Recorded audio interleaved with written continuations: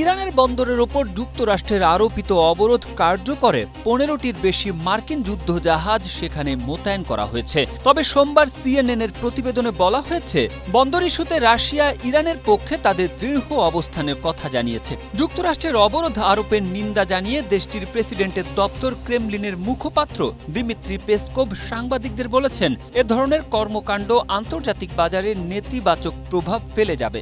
এ বিষয়টি নিশ্চিত করেই বলা যায়, যদিও এ ব্যাপারে অনেক কিছুই এখনও অস্পষ্ট, তাই আমি এ নিয়ে খুব বেশি কথা বলা থেকে বিরত থাকব।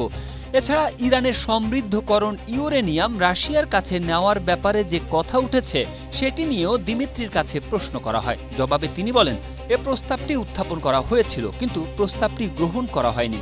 রাশিয়া এ ব্যাপারে সাহায্য করার জন্য প্রস্তুত আছে। স্ট্রবেরি সুপার ডটেড ও ক্লাসিক ভ্যারিয়েন্টে সেন্সেশন জাগুক শিহরণ।